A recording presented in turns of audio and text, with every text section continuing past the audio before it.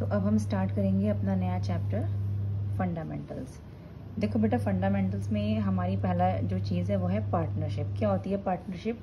Section 4 of IPA मतलब Indian partnership act 1932 defines partnership is the relation between persons who have agreed to share the profits of a business carried on by all or any of them acting for all। यानी कि section 4 Indian partnership act 1932 ये define करता है कि partnership एक relation है जो जितने भी पार्टनर्स हैं वो अग्री करते हैं कि जितना भी प्रॉफिट होगा बिजनेस में वो उसे शेयर करेंगे, चाहे उसको सब लोग चला रहे हों या कोई एक सबके बिहाफ पर उस पार्टनरशिप को चला रहा हो।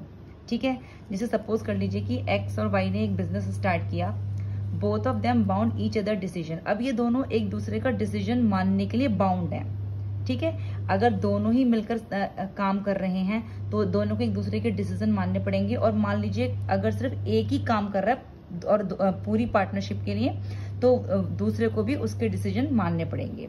अब आप ये देखो कि हु कैन बी पार्टनर, कौन पार्टनर हो सकता है? एनीवन, कोई भी पार्टनर हो सकता है। हु कांट बी पार्टनर, कौन पार्टनर नहीं हो सकता? अगर कोई माइनर है, माइनर मतलब जिसकी एज 18 ईयर से कम है। पर्सन ऑफ अनसाउंड माइंड, अगर कोई पर्सन है जो माइंड से स्टेबल नहीं है या बीमार है, वो पार्टनर नहीं हो सकता। और डिसक्वालिफाइड बाय लॉ, और ऐसा पर्सन जिसको लॉ ने डिसक्वालीफाई कर रखा है वो पार्टनर नहीं हो सकता। अब क्वेश्चन आता है कि मैक्सिमम नंबर ऑफ पार्टनर्स कितने होते हैं?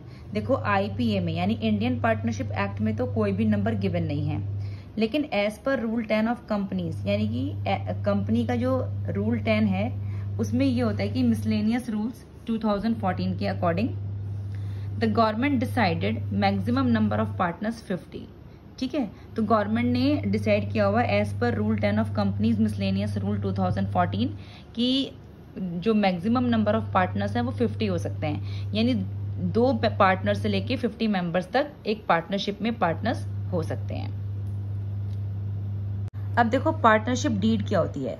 Partnership deed also known as articles of partnership. Partnership deed को एक तो हम आर्टिकल्स ऑफ पार्टनरशिप भी कहते हैं। ये एक एग्रीमेंट होता है जिसमें ये सब गिवन होता है कि क्या क्या टर्म्स एंड कंडीशंस रहेंगी उस पार्टनरशिप की। ठीक है, जो भी टर्म्स एंड कंडीशन वो पार्टनरशिप में होंगी वो सब उस आर्टिकल में मेंशन होती है, उसे बोलते हैं पार्टनरशिप डीड। ठीक है, अब मान लो कि अगर किसी कंपनी ने पार्टनरशिप डीड बनाई नहीं रखी, ठीक है, एब्सेंस ऑफ पार्टनरशिप डीड है, तो उस टाइम पे हमारे क्या क्या रूल्स एंड रेगुलेशन रहेंगे? देखो उस टाइम पे क्या होगा, इंटरेस्ट ऑन कैपिटल पार्टनर्स को नहीं मिलेगा। No interest on capital will be allowed to partners. No interest on drawings will be charge from partners. Company interest on drawings charge नहीं करेगी पार्टनर से। प्रॉफिट और लॉसेस जो भी होंगे वो इक्वली शेयर होंगे। कोई सैलरी, कोई बोनस, कोई कमीशन, कोई रेम्युनरेशन पार्टनर्स को नहीं दिया जाएगा। Interest on loan will be paid by 6% per annum by the firm. ये और जो इंटरेस्ट ऑन लोन है वो 6% दिया जाएगा पार्टनर्स को फर्म के द्वारा। Loan taken by the firm from the partner. जो लोन किसने लिया है? फर्म ने लिया है पार्टनर से। उस पे इंटरेस्ट ऑन लोन वो कितना पे करेगी? 6% पर एनम वो पे करेगी।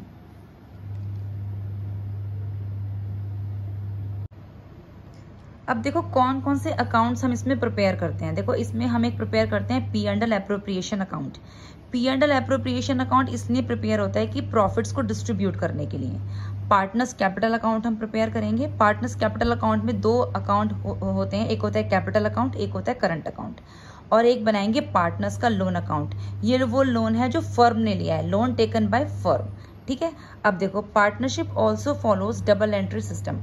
पार्टनरशिप कौन सा सिस्टम फॉलो करती है? Double entry. मतलब कि अगर एक डेबिट होगा तो दूसरा हमारा क्या होगा? क्रेडिट होगा। क्या होगा हमारा? अगर एक हमारा आइटम डेबिट हो रहा है तो आप ये मान के चलो कि दूसरी चीज हमारी क्रेडिट होगी। अब देखो हमने 11th स्टैंडर्ड में पार्टनरशिप में पढ़ा था कि एक हम बनाते थे ट्रेडिंग अकाउंट और एक बनाते थे पी एंड एल अकाउंट। यहाँ पर हमें एक P and L appropriation account भी बनाना है जो कि डिस्ट्रीब्यूशन ऑफ प्रॉफिट के लिए बनाना है। ये P and L appropriation account ना पी एंड एल अकाउंट का ही एक एक्सटेंशन है, मतलब एक स्टेप अहेड आप जा रहे हो। पी एंड एल अकाउंट के 1 स्टेप अहेड जब आप जाते हैं तो हम उसे बोलते हैं P and L appropriation account. This account is an extension 1 step ahead of P and L account. It is a nominal account, यानी कि debit all expenses and credit all incomes and gains. ठीक है, अब आता है कि अब देखो अब हम बनाते हैं format of P and L appropriation account. इसके लिए पहले हमें, जैसे कि मान लीजिए आपने पढ़ा था 11th स्टैंडर्ड में, एक P&L अकाउंट बनाते थे जिसमें पहले हम लिखते थे by gross profit balance BD, जो कि ट्रांसफर होता था ट्रेडिंग अकाउंट से। फिर जो भी इनकम्स हुई हैं कंपनी को वो बाय इनकम्स, और जो भी एक्सपेंसेस हुए टू एक्सपेंसेस, और उसके बाद जो भी हमारा बैलेंस आता था वो टू नेट प्रॉफिट में हम डालते थे। ये जो नेट प्रॉफिट का बैलेंस आता था, जो P&L अकाउंट का बैलेंस है, ये अब P&L एप्रोप्रिएशन अकाउंट में हमारा ओपनिंग बैलेंस हो जाएगा। तो बाय P&L अकाउंट, ये हमने नेट प्रॉफिट P&L अकाउंट से ट्रांसफर किया बाय P&L एप्रोप्रिएशन अकाउंट। अब देखो, जब भी पैसा आएगा वो हमारा बाय साइड में लिखा जाएगा, और जब भी हमारा पैसा जाएगा वो हम टू साइड में लिखेंगे। जैसे मान लीजिए कि किसी ने ड्राइंग्स की है, तो अब कंपनी चार्ज करेगी इंटरेस्ट ऑन ड्राइंग्स, तो पैसा आएगा, तो यहाँ पर लिखेंगे बाय इंटरेस्ट ऑन ड्राइंग्स। अब कंपनी को क्या क्या चीजें देनी होती हैं पार्टनर्स को जिससे कि पैसा जाता है। देखो, एक तो वो देती है interest on capital, salary bonus commission देगी तो भी पैसा जाएगा, रिजर्व्स देगी तो भी पैसा जाएगा। अब उसके बाद ये जितनी भी इनकम्स हैं, इसमें से जब हम ये एक्सपेंसेस माइनस करेंगे तो जो भी हमारा बचेगा वो हमारा ट्रू प्रॉफिट होता है, जिसे हम डिस्ट्रीब्यूट कर लेते हैं। ABC जितने भी पार्टनर्स हैं उसमें हम इसे डिस्ट्रीब्यूट कर लेते हैं। अब देखो, सपोज करो कि एक फर्म है ABC जिनका रेशियो है 1:1:1, यानी कि 1/3, 1/3, 1/3। अब प्रॉफिट हुआ हमारा 1 लाख का। अब 1 लाख में से कंपनी को क्या क्या देना है?